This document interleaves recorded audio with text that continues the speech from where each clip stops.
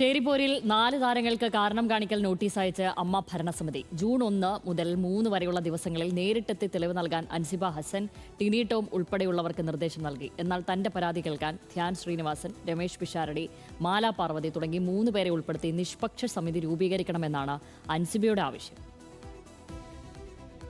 താരസംഘടനയിലെ ചേരിപ്പോര് രൂക്ഷമായിരിക്കെ 2 സംഘങ്ങളായി തിരിഞ്ഞ 4 പേർക്ക് കാരണം കാണിക്കൽ നോട്ടീസ് നൽകിയിരിക്കുകയാണ് അമ്മ ഭാരവാഹികൾ. അൻസിബ ഹസൻ, ടിനി ടോം, കുക്കു പരമേശ്വരൻ, ലക്ഷ്മി പ്രിയ എന്നിവർക്കാണ് നോട്ടീസ്. ജൂൺ 1-നും 3-നും ഇടയിൽ നേരിട്ട് ഹാജരായി കാര്യങ്ങൾ വിശദീകരിക്കണം. തെളിവുകളുണ്ടെങ്കിൽ അത് ഹാജരാക്കാൻ ആവശ്യപ്പെട്ടിട്ടുണ്ട്.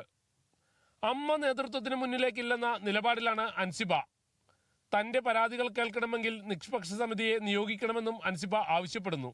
രമേശ് പിഷാരടി, ധ്യാൻ ശ്രീനിവാസൻ, മാല പാർവതി എന്നിവർ സമിതിയിൽ ഉണ്ടാകണം. സമിതിക്ക് മുന്നിൽ താൻ പറയുന്ന കാര്യങ്ങൾ വീഡിയോ റെക്കോർഡിംഗ് ഉറപ്പാക്കണമെന്ന ആവശ്യങ്ങളും അൻസിബ മുന്നോട്ട് വെച്ചിട്ടുണ്ട്. കമ്മിറ്റി അംഗമായ ടിനി ടോം തന്നെ മതതീവ്രവാദിയാക്കാൻ ശ്രമിച്ചെന്നും തന്നെക്കുറിച്ച് അശ്ലീലം നിറഞ്ഞ അപവാദ കഥകൾ പ്രചരിപ്പിച്ചുവെന്നുമാണ് അൻസിബയുടെ പരാതി. അൻസിബ ഹസനെ നടൻ ടിനി ടോം മതതീവ്രവാദിയായി ചിത്രീകരിക്കുമ്പോൾ താൻ അവിടെ ഉണ്ടായിരുന്നു എന്നുള്ളതാണ് നടി നീനാക്കുറുപ്പ് പറഞ്ഞിരുന്നത്. നീനാക്കുറുപ്പ് അടക്കമുള്ളവരെ സാക്ഷികളാക്കി നിഷ്പക്ഷ സമിതിക്ക് മുന്നിൽ എത്തിക്കാനാണ് അൻസിബയുടെ ശ്രമവും.